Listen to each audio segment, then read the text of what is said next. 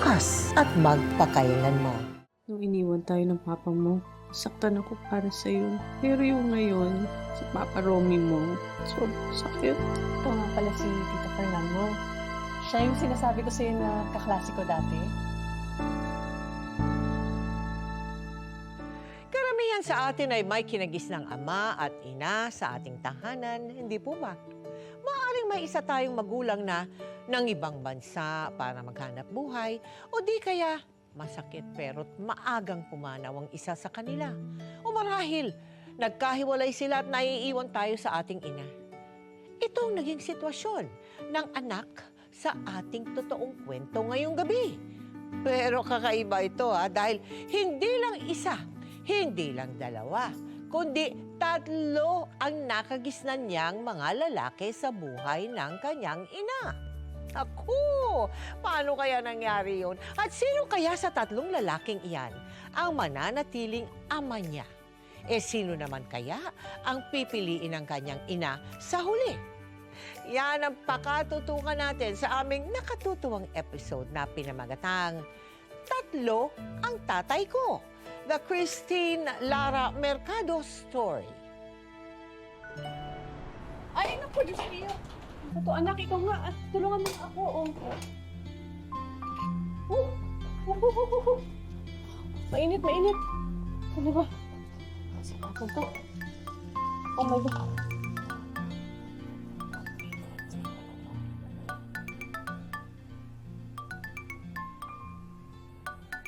Hello? Hello? O, asan ka na? Okay na ba si Lara? Nakausap mo na bang darating ako? Oo naman, sinabi ko sa kanya kagabi pa. Naantay ka nga niya eh. Andito na ako sa labas. O, nandiyan ka na? Halika na, pasok ka na dito. O, sige, sige.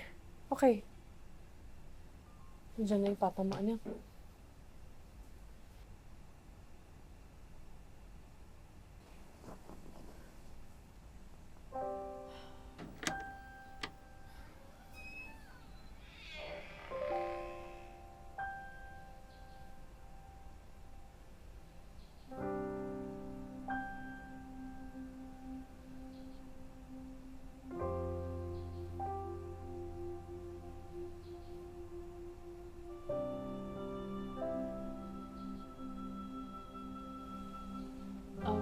Anak. Papa mo.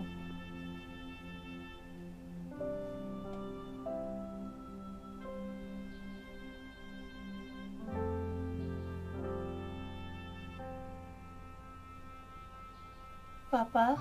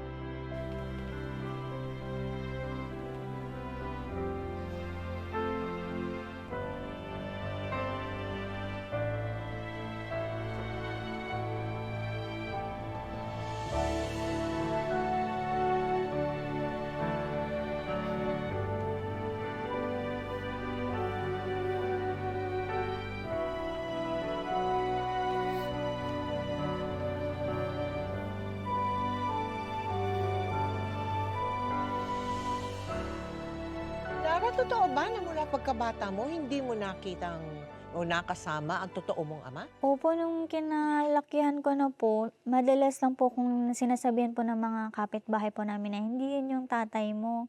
Akala mo yung tao na kasama mo sa bahay, tatay mo? Opo, kasi siya na po yung kinalakihan kong nakasama talaga Oo eh. nga.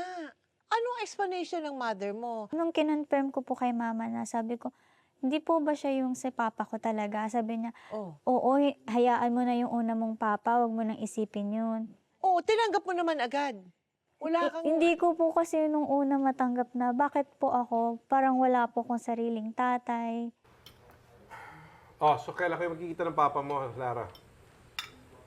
Naku, siguro matatagalan pa yun. Naman interes yan magpakita eh. Ma, kinuha po ni Papa yung cellphone number ko. Ba? Ay, kinuha lang. Ang tanong, tatawag ba yun? Ang mama mo, may kurot pa rin sa puso pagdating kay Papa. Umaampalaya yata eh. Ano kurot sa puso? Salamat nga siya. Pumayag pa ako na makita niya tong anak niya. Okay na po yun, Ma. Ang importante, na-meet ko na ang tunay na papa ko. May picture po kasi, wala ako eh. Paano naman kasi? Bigla naman niya tayong iniwan. Eh bakit pa ako magtatago ng litrato niya, di ba? Mahina kasi yung loob ng tatay mo na yan eh. Nagdadasal ko lang talaga na sana hindi mo mamana yun.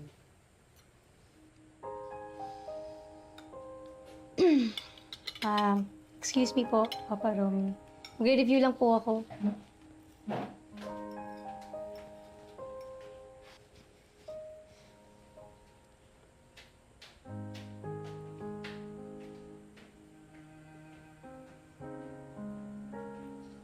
Ang lalim naman ang pinaguhugutan mo. Tatay pa rin niya yun.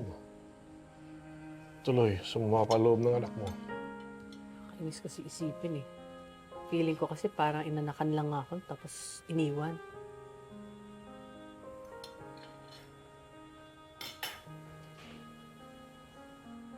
Tapos na yun.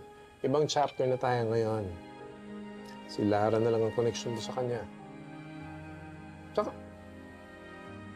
akin ka na. Akin na kayong mag-ina. Pero huwag mong tatanggalin ng karapatan ang tatay yun sa anak niya. Tama naman ako, di ba? Mula pagkabata, walang kinagis ng ama si Lara. Kaya nang dumating sa buhay nilang mag-ina si Romy, hindi niya gaanong naramdaman ang kakulangan ng isang father figure. Hanggang sa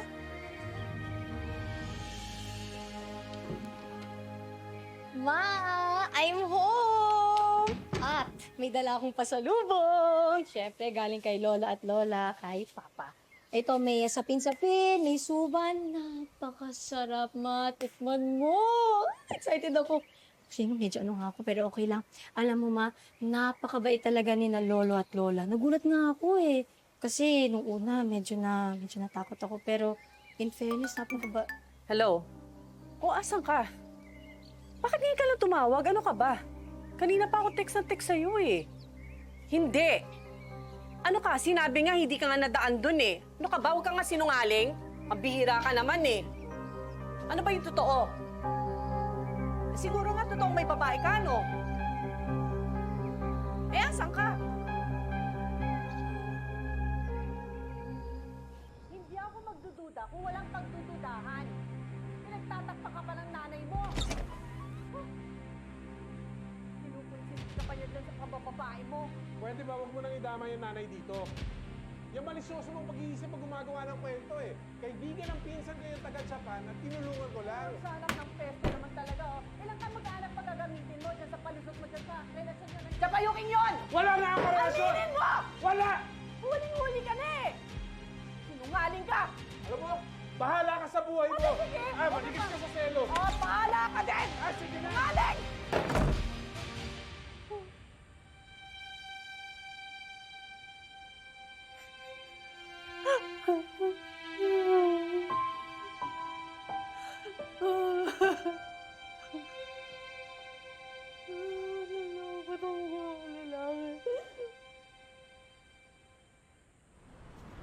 Ma, mamaya nyo na yan ituloy. May burger ako. Oh. Nagkita ulit kayo ng papa mo? Opo, pero sandali lang. Sa may Burger Hut sa may crossing. Tsaka, dalawa po ito. Yung isa daw po para kay Papa Romy. At naisipan pa niyang bigyan ng pasalubong ang paparong mo. Actually, ang sabi po niya, sana makakilala po sila. Gusto po niya magpasalamat kay Papa Romy dahil pinapayagan niya ako makipagkita kay Papa. Okay nga daw po na maging friends daw po sila. Ay, nako. Ma, ba't po kayo natawa? Ano yun? Nakukonsensya siya dahil sinugot ni Romy lahat ng responsibilidad niya? Lahat ng gasto sa'yo? Ganun ba? Dalawang lalaki na naging parte ng buhay ng nanay mo, magiging magkaibigan?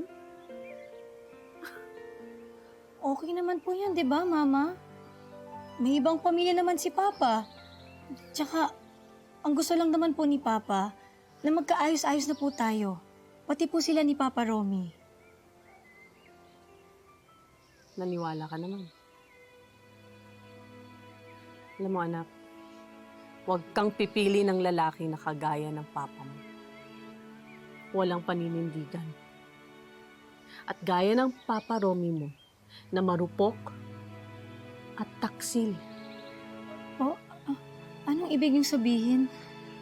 Alam mo anak, ang mga lalaki, wala silang pakialam sa mga babae. Basta nila sasaktan at iiwanan. Mga manhid sila. Tumanim sa isip ni Lara ang sinabing iyon ng kanyang ina. Hindi niya inasahan na mabubuwag pa ang maganda na sanang pagsasama ng kanyang ina at ng kanyang pangalawang ama. Pero,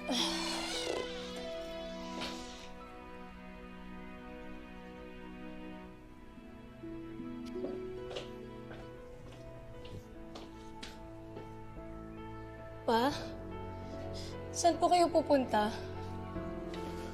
Anak, huwag mong pababayaan ang mami mo, ha? Pakabait ka na.